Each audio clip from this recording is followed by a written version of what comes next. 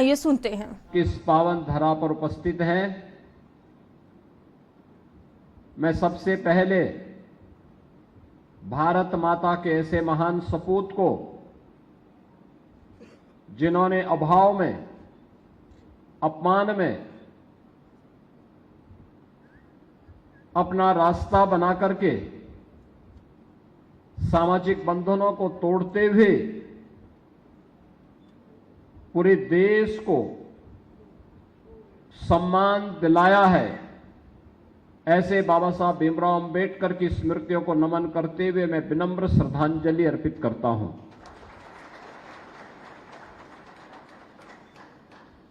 मित्रों, ये बाबा साहब के कारण ही भारत के अंदर बिना भेदभाव के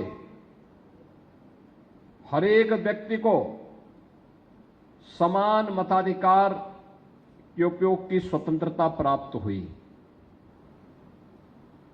दुनिया के अंदर अनेक देश हैं,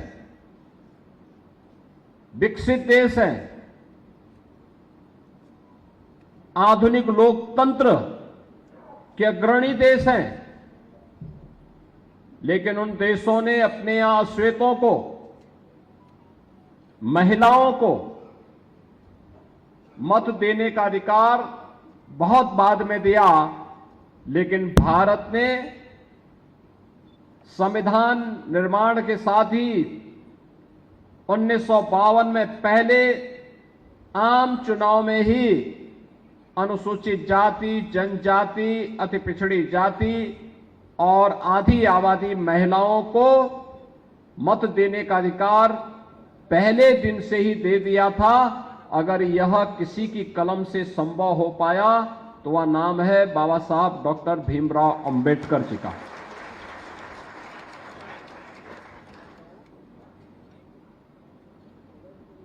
अनेकता में एकता का संदेश देने वाला भारत का संविधान 144 करोड़ भारतवासियों को उत्तर से दक्षिण तक, पूरब से पश्चिम तक आज अगर एकता के सूत्र में बांधने में सफल हुआ है तो इसकी वर्तमान भारत में इसका श्रेय जाता है बाबा साहब डॉक्टर भीमराव अंबेडकर को, क्योंकि उन्होंने एक ऐसा संविधान दिया जो भारत के प्रत्येक नागरिक को सम्मान देता है, एक साथ जोड़ता है, एक साथ आगे बढ़ने का एक रास्ता प्रशस्त करता है। और बाबा साहब भीमराव अंबेडकर के प्रति उन्हीं कृतज्ञताओं को ज्ञापित करने के लिए प्रधानमंत्री मोदी जी के मार्गदर्शन और नेतृत्व में भारतीय जनता पार्टी ये आयोजन हर एक जनपद में पूरे देश के अंदर आयोजित कर रही है, जिससे बाबा साहब के योगदान को हम आम नागरिक तक पहुंचा सके और अनुसूचित जाति, जनजाति के सम्मान को और मजबूती के साथ आगे बढ़ाने का काम कर सके। बहनों और भाइयों, आखिर वे कौन से कारण थे जिनके कारण बाबा साहब अत्यंत उद्वेलित थे, पीड़ित थे और सत्य को समाज के सामने क्यों नहीं आने दिया?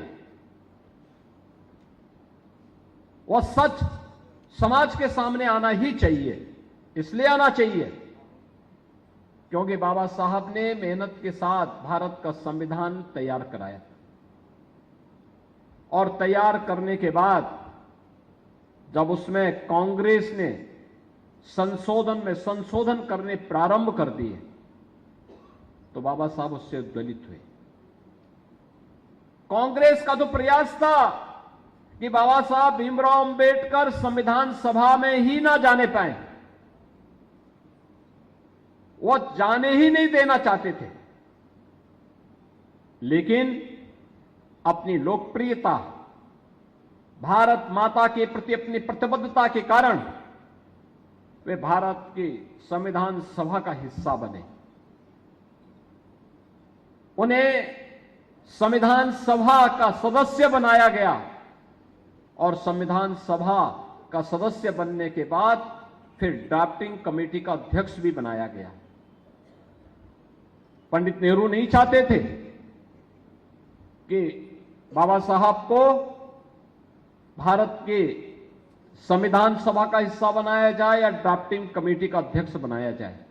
इसके लिए उन्होंने काफी षड्यंत्र किए, काफी प्रयास किया, लेकिन सबके बावजूद बाबा साहब भीमराव अंबेडकर सफल हुए और उन्होंने अपनी योग्यता से, अपनी क्षमता से भारत को एक ऐसा संविधान दिया जो संविधान आज भारत को दुनिया के सबसे बड़े लोकतंत्र के रूप में स्थापित करने का गौरव दिलाता है।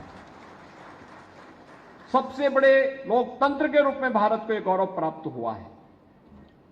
आपने देखा होगा अनुसूचित जाति जनजाति के छात्रों को 100% स्कॉलरशिप मिले, ये बाबा साहब की देन है। अनुसूचित जाति जनजाति के नागरिकों को नौकरियों में आरक्षण की सुविधा का लाभ मिले, ये बाबा साहब की देन है। अनुसूचित जाति जनजाति और अन्य वंचितों को समाज की मुख्य धारा के साथ जोड़ करके व्यवस्था के अंदर सम्मानजनक स्थान प्राप्त हो, ये बाबा साहब की देन है। कांग्रेस नहीं चाहती थी। समाजवादी पार्टी ने अपने गठन के बाद से ही लगातार इसके खिलाफ षड्यंत्र प्रारंभ किए और वह लगातार इस प्रकार के प्रयास करता रहा, जिसके कारण समाज में विद्वेष पैदा हो, अव्यवस्था पैदा हो, अराजकता पैदा हो, लगातार उन लोगों के द्वारा पैदा किए गए। कांग्रेस ने तो 1952 के पहले आम चुनाव में बाबा साहब भीमराव अंबेडकर को हराया था और हरवाया ही नहीं, हरवाने के साथ साथ उसने हारे कैसे? कांग्रेस ने बाबा साहब भीमराव अंबेडकर के 78,000 वोट को काउंटिंग ही नहीं करने दी। परिणाम है चुनाव हार गए और जिसने बाबा साहब भीमराव अंबेडकर को हराया उसको कांग्रेस ने बाद में पद्म पुरस्कार दिया। 1954 का उपचुनाव था, बाबा साहब फिर प्रत्याशी बने। कांग्रेस ने उनके निजी सहायक को ही तोड़ करके उनके खिलाफ चुनाव लड़ा दिया और वे फिर चुनाव हार गए। फिर बाबा साहब देश की संसद में जाएं, इसके लिए हिंदू महासभा के एक सदस्य ने अपनी सीट पुणे की छोड़ी थी, तब बाबा साहब भीमराव अंबेडकर देश की संसद में जा पाए थे। बहनों और भाइयों, ये कांग्रेस बाबा साहब भीमराव अंबेडकर की विद्वता से, उनकी कर्मठता से, अनुसूचित जाति जनजाति के प्रति और देश के प्रति उनकी प्रतिबद्धता को देख करके घबराई हुई थी और इसलिए वह पग पग पर उनके मार्ग में बाधाएं खड़ी करती थी। लेकिन आज जब मैं कांग्रेस के वर्तमान नेतृत्व के रूप में जाने जाने वाले श्री राहुल गांधी जी को देखता हूं कि वह संविधान की प्रति लेकर के घूमते हैं, तो मुझे आश्चर्य होता है कि ये वही लोग हैं जिन्होंने बाबा साहब का अपमान किया। याद करिए, कांग्रेस देश के अंदर सर्वाधिक समय तक शासन की, बाबा साहब का एक भी स्मारक नहीं बनाया, एक भी स्मारक नहीं बनाया। यहां तक कि जब देश के अंदर आवाज से आवाज आती थी कि दिल्ली में रह करके बाबा साहब ने जिस आवास में रह करके उन्होंने अपनी अंतिम श्वास ली, वहां पे बाबा साहब का एक स्मारक बनना चाहिए, कांग्रेस ने नहीं होने दिया। जब स्वर्गीय चंद्रशेखर जी जब देश के प्रधानमंत्री बने, उन्होंने वह भवन जब बाबा साहब भीमराव अंबेडकर के लिए आवंटित किया, कांग्रेस ने उनसे ही समर्थन वापस ले लिया और फिर भारतीय जनता पार्टी की मोदी जी की सरकार बनने के बाद अटल जी ने उस कार्य को पूरा किया और मोदी जी ने उसमें स्मारक बनाने का काम किया। इंटरनेशनल अंबेडकर स्मारक केंद्र वह दिल्ली में वहां उसी स्थल पर बना हुआ है जहां बाबा साहब ने अपनी अंतिम श्वास ली थी। मित्रों, देश 1947 में आजाद हो गया। बाबा साहब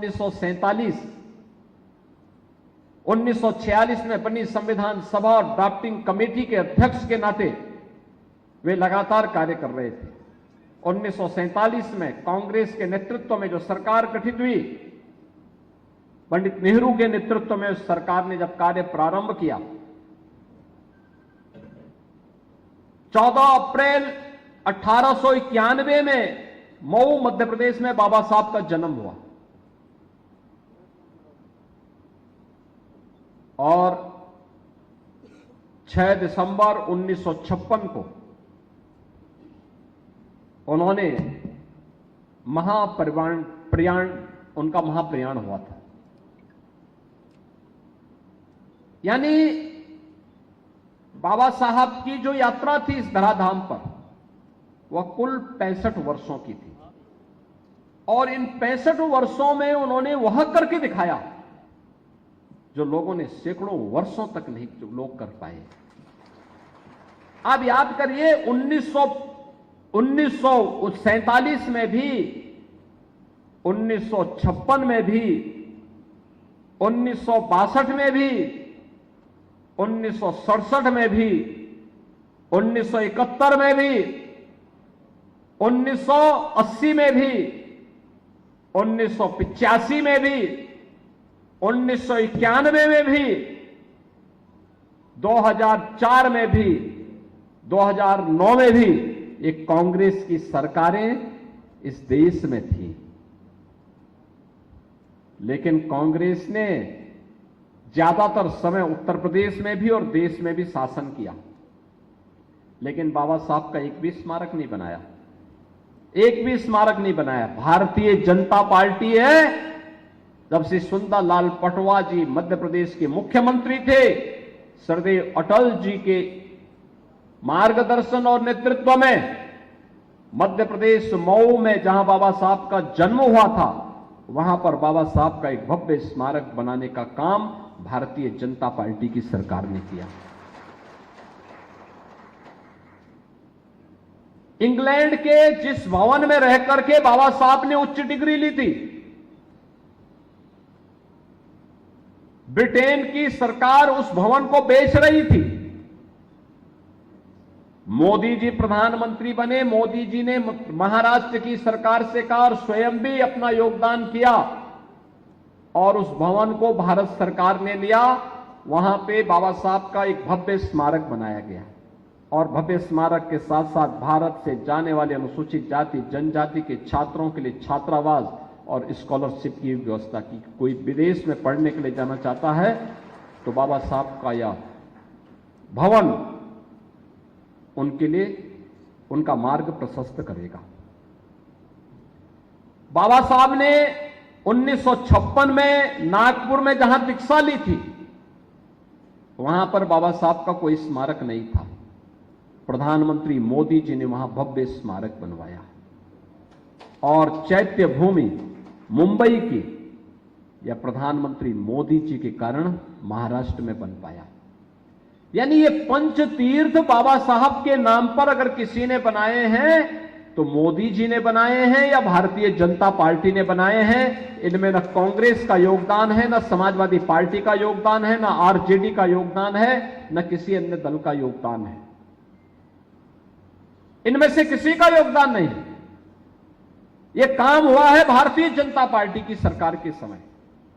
और यही नहीं, 26 नवंबर 1949 को जब बाबा साहब ने संविधान का निर्माण करके संविधान सभा को सौंपा था, यह तिथि संविधान दिवस के रूप में आयोजित हो, यह कार्य भी अगर किसी ने किया है तो यह मोदी जी ने किया है। 26 नवंबर की तिथि 2015 से लगातार संविधान दिवस के रूप में मनाई जाती है पूरे देश के अंदर। बहनों और भाइयों, कहने का मतलब है बाबा साहब के नाम पर लोक लुभावन नारे देने वाले, भाषण देने वाले तो अनेक आएंगे, लेकिन बाबा साहब के मूल्यों और आदर्शों को आत्मसात करने वाले, उनके प्रति सम्मान का भाव व्यक्त करने वाला कोई एक दल है तो भारतीय जनता पार्टी है। ये घटनाएं इस बात को साबित करती हैं। भारतीय जनता पार्टी मोदी जी के नेतृत्व में, जो बाबा साहब ने अपने अनुयायियों को कहा, बार बार उन्होंने कुछ आह्वान किए थे। उन्होंने कहा था अपने अनुयायियों से कि शिक्षित बनो, संगठित रहो, अन्याय के प्रति संगठित होकर के प्रतिकार करो।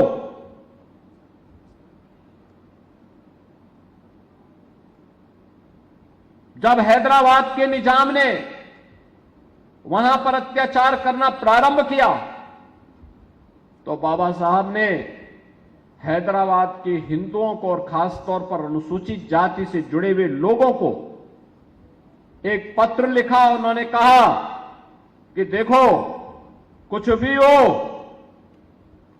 मैं सभी हैदराबाद रियासत के निवासियों से कहूंगा और खासतौर पर हिंदुओं से कहूंगा और खासतौर पर अनुसूचित जाति के लोगों से कहूंगा कि वह किसी भी स्थिति में इस्लाम स्वीकार न करें, कतई दबाव में ना आए।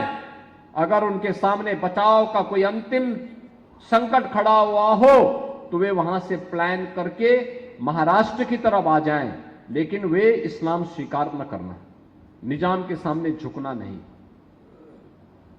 और बहनों और भाइयों, यही कारण है कि निजाम के सामने मजबूती के साथ लड़ने, जब निजाम और उसके रजाकारों के द्वारा अनुसूचित जाति जनजाति के लोगों पर अत्याचार किया जा रहा था, गांव गांव जलाए जा रहे थे, तब बाबा साहब वहां पे उनके साथ खड़े हुए थे। और स्वतंत्र भारत में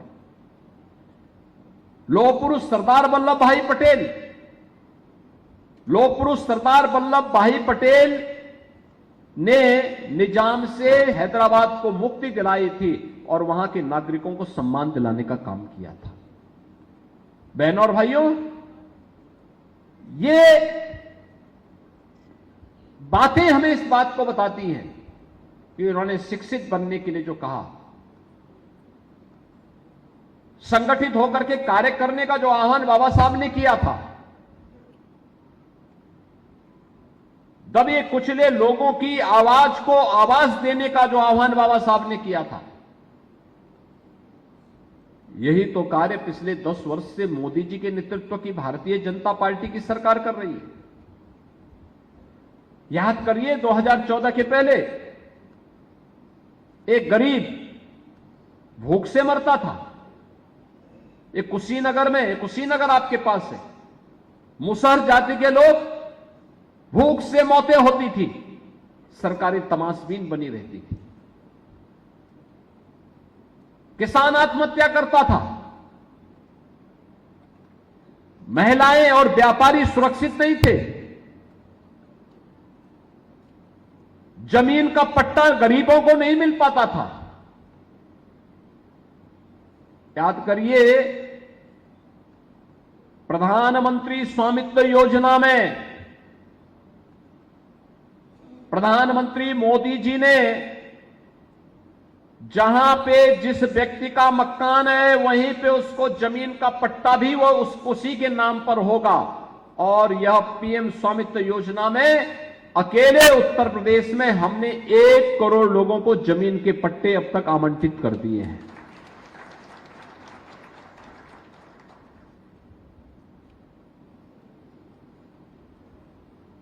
एक करोड़ लोगों की सुविधा अब तक प्राप्त हो चुकी है। आखिर यह काम समाजवादी पार्टी ने क्यों नहीं किया? यह काम बहुजन समाजवादी पार्टी ने क्यों नहीं किया? यह काम कांग्रेस ने क्यों नहीं किया? जहां किसी गरीब का मकान है, जहां किसी गरीब का झोपड़ी है, उसका पट्टा उसके नाम पर हो, ग्रामीण क्षेत्र में प्रधानमंत्री स्वामित्व योजना के अंतर्गत 1 करोड़ परिवारों को अब तक इस सुविधा हम उत्तर प्रदेश के अंदर दे चुके हैं और अगले कुछ महीनों के अंदर 25 लाख अन्य लोगों को इस सुविधा उपलब्ध करवाने जा रहे हैं।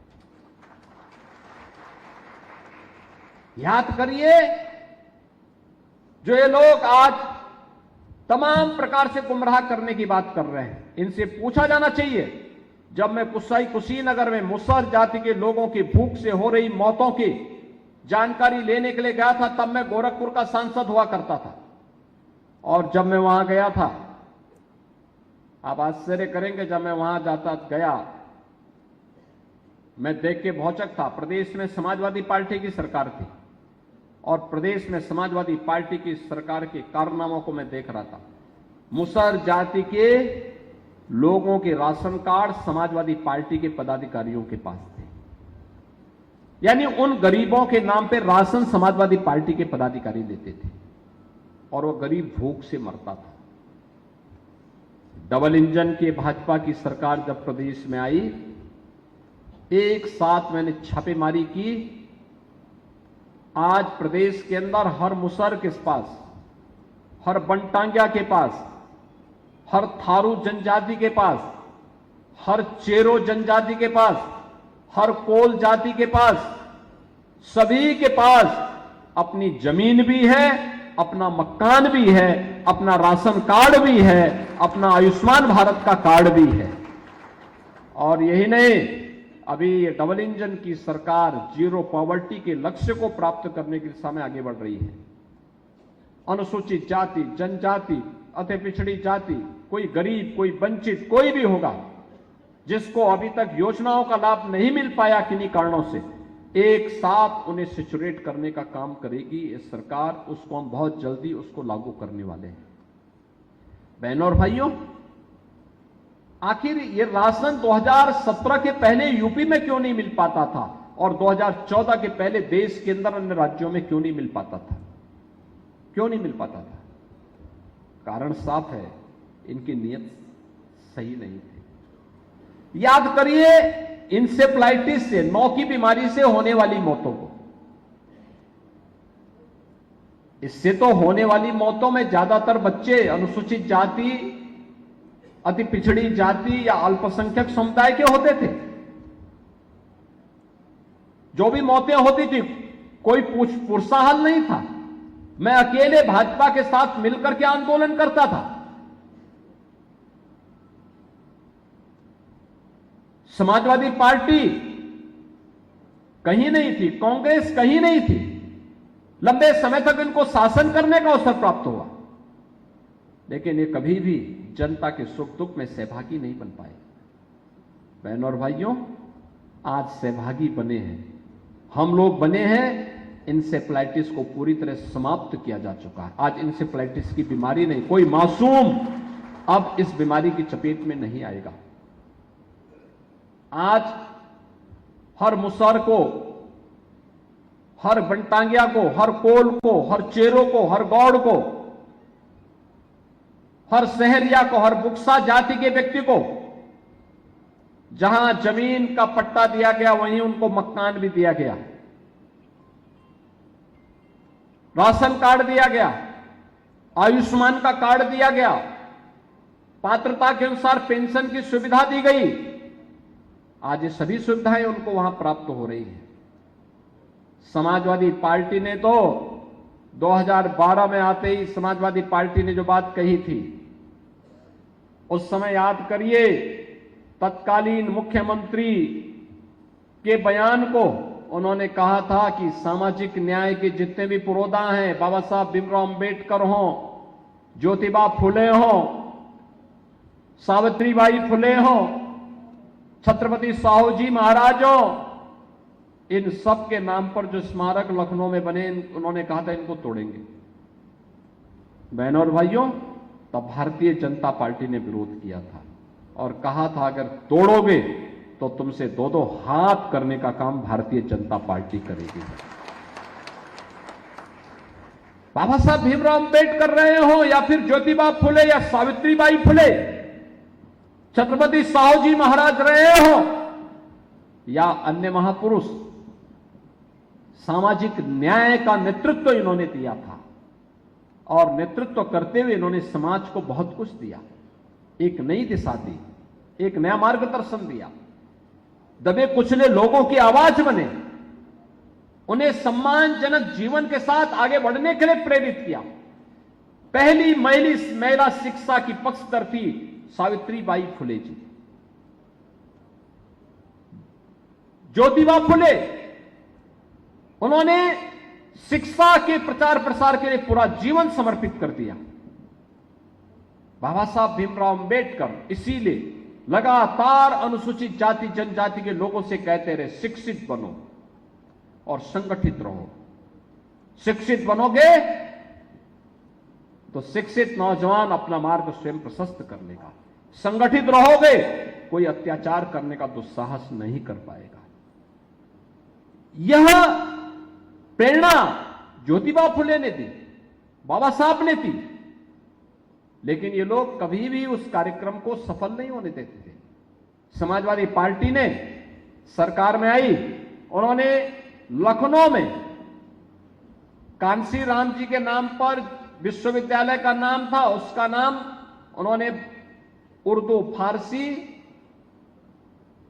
अरबी विश्वविद्यालय कर दिया। कन्नौज मेडिकल कॉलेज का नामकरण बाबा साहब के नाम पर था, उन्होंने उसका नाम बदल दिया। हमारी सरकार आई,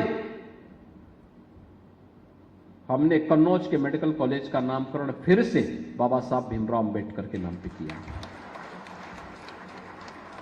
हमने कहा बाबा साहब भीमराव अंबेडकर का अपमान स्वीकार्य नहीं। बहनों और भाइयों, ये लोग केवल वोट बैंक के रूप में अनुसूचित जाति को उपयोग करना चाहते हैं। इन्होंने गरीबों के लिए कुछ नहीं किया। समाजवादी पार्टी को प्रदेश में 4 बार शासन करने का अवसर प्राप्त हुआ था और 4 बार के शासनकाल में ये गरीबों के मकान नहीं दे पाए, गरीबों को स्वास्थ्य का कार्ड नहीं दे पाए, गरीबों को राशन नहीं दे पाए, गरीबों को जमीन का पट्टा नहीं दे पाए। अनुसूचित जाति की छात्रवृत्ति इन्होंने 2015-16 में रोक दी थी। गरीब कन्याओं की शादी हो इसके लिए इन्होंने कोई व्यवस्था नहीं की। बेटी सुरक्षित हो इसके लिए कोई व्यवस्था नहीं की। अन्नदाता किसान आत्महत्या न करे इसके लिए कोई व्यवस्था नहीं की। आपदा के कारण होने वाली मौतों, चाहे वह डूबने से हो, आकाशीय बिजली से हो, उसमें उन पीड़ितों को लाभ मिले इसके लिए कोई व्यवस्था नहीं की।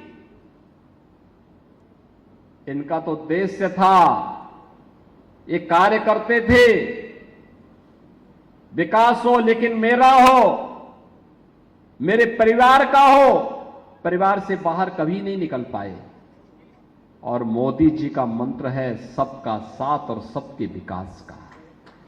सबका साथ और सबके विकास का मतलब किसी भी वंचित, किसी भी गरीब, किसी भी दलित के साथ कोई भेदभाव न हो, उसको योजना का बराबर लाभ मिले।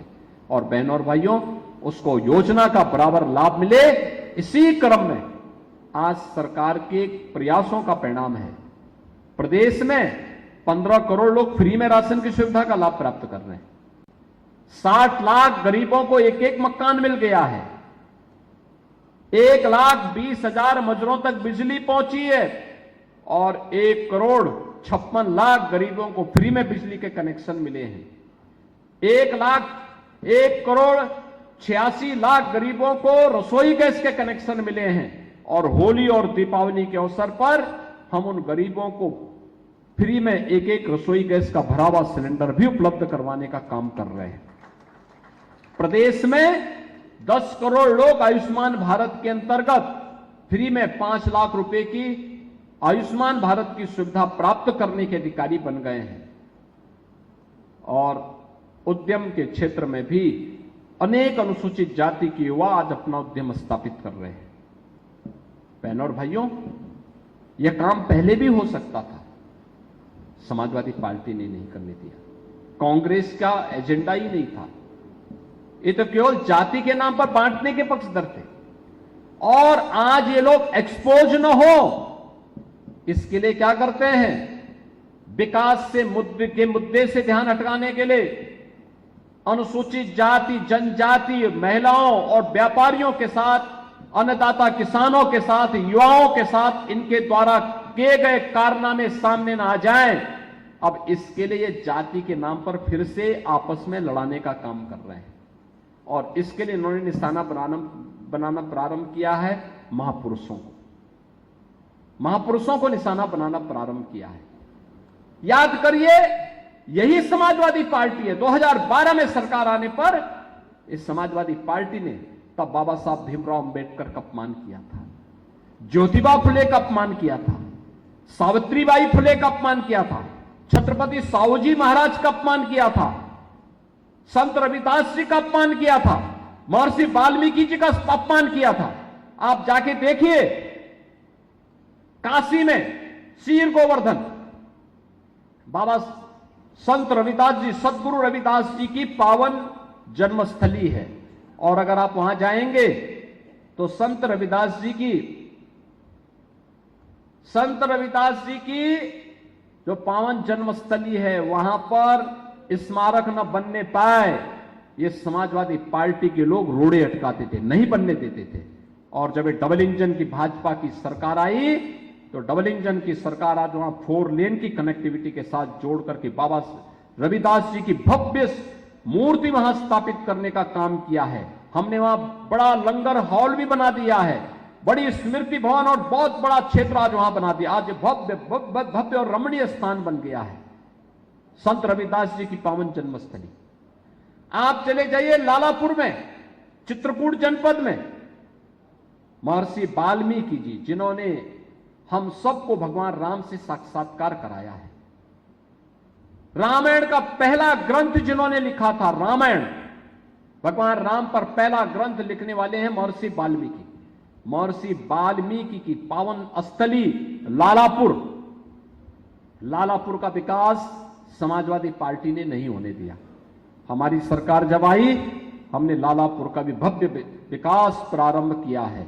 आज वहां रोपवे की सुविधा, एकदम पहाड़ी के ऊपर है उनका मंदिर, महर्षि वाल्मीकि का मंदिर को भव्य स्वरूप दिया जा रहा है। और आप देखते होंगे महर्षि वाल्मीकि की जयंती के अवसर पर पूरे प्रदेश के अंदर हर देव मंदिर में वाल्मीकि रामायण का अखंड पाठ होता है। यह कार्यक्रम हम लोगों ने प्रारंभ किया है महर्षि वाल्मीकि के प्रति अपनी कृतज्ञता ज्ञापित करने के लिए।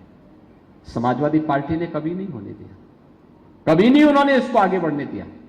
अयोध्या का इंटरनेशनल एयरपोर्ट का नामकरण प्रधानमंत्री मोदी जी ने महर्षि वाल्मीकि के नाम पर किया है, महर्षि वाल्मीकि जी के प्रति अपनी कृतज्ञता ज्ञापित करने के लिए। बहनों और भाइयों, जो समाज अपने महापुरुषों का सम्मान नहीं करता है वो समाज भटक जाता है, दिग्भ्रमित हो जाता है, उसके सामने पहचान का संकट खड़ा होता है। चाहे महर्षि वाल्मीकि हो, संत रविदास हो, ज्योतिबा फुले हो, बाबा साहब भीमराव अंबेडकर हो, सावित्रीबाई फुले हो, छत्रपति साहूजी महाराज हो, ये सभी भारत के पूर्वज हैं, भारत की विरासत के प्रतीक हैं। और भारत जब तक भारत इन्हें सम्मान देगा, भारत के विकास की प्रक्रिया को कोई बाधित नहीं कर सकता है। और इसी प्रक्रिया को आगे बढ़ाने के लिए आज ये कार्यक्रम भारतीय जनता पार्टी जगह जगह बाबा साहब का सम्मान हो, इस कार्यक्रम के साथ आपको उन तथ्यों से अवगत कराने के लिए भी कर रही है कि कौन लोग थे जो बाबा साहब का अपमान कर रहे थे, सामाजिक न्याय के इन पुरोधाओं का अपमान कर रहे थे। और अगर आप देखेंगे, ये जो इंडी गठबंधन के अंतर्गत आने वाले दल है जो गुमराह कर रहे थे, पिछले लोकसभा चुनाव में कितना गुमराह कर रहे थे कि मोदी जी आएंगे तो उस समय क्या क्या ये लोग बोलते थे कि संविधान संशोधन कर देंगे। उस समय उन्होंने क्या क्या कहा कि रिजर्वेशन समाप्त कर देंगे। अरे मोदी जी तो 10 वर्षों से है, लगातार 10 वर्ष से, और इन 10 वर्षों में बाबा साहब के प्रति पंचतीर्थ बनाने का काम ये प्रधानमंत्री मोदी जी ने किया है। अनुसूचित जाति जनजाति के लोगों को छात्रवृत्ति मिल सके, इसमें और प्रभावी कदम मोदी जी ने उठाए। उनकी सहभागिता जीवन के प्रत्येक क्षेत्र में हो, यह प्रधानमंत्री मोदी जी ने किया। और बाबा साहब भीमराव अंबेडकर ने जो संविधान बनाया था, उस संविधान की मूल प्रति को अपने सिर में ले जाकर के देश की नई संसद में स्थापित करने का काम भी, यह काम मोदी जी ने किया है। मैं पूछना चाहता हूं कांग्रेस और समाजवादी पार्टी से, उन्होंने बाबा साहब के लिए क्या किया? बाबा साहब का स्मारक नहीं बनने दिया, बाबा साहब को चुनाव में हरवाने का काम किया, बाबा साहब के नाम पर एक भी संस्थान का नाम देश के अंदर नहीं पड़ने दिया।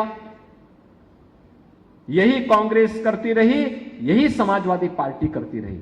लेकिन भारतीय जनता पार्टी ने बाबा साहब के सम्मान को आगे बढ़ाने के लिए भारत रत्न का सम्मान हो, पंचतीर्थ हो, या फिर बाबा साहब के नाम पर चलने वाली अन्य अनेक योजनाओं को प्रभावी ढंग से क्रियान्वयन करने का काम यह भारतीय जनता पार्टी की है। और इसीलिए उन सभी विकास के मुद्दों से, लोक कल्याणकारी मुद्दों से, सामाजिक न्याय के इन महापुरोधाओं के प्रति किए गए सम्मान के मुद्दे से ध्यान भटकाने के लिए आज समाजवादी पार्टी और कांग्रेस देश के अंदर और प्रदेश के अंदर जातीय संघर्ष नया प्रारंभ करने का प्रयास कर रही है। और यह जातीय संघर्ष किस रूप में? आपने देखा होगा, समाजवादी पार्टी का एक विधायक महाराष्ट्र के अंदर छत्रपति शिवाजी महाराज का अपमान करता है और औरंगजेब का महिमा मंडन करता है।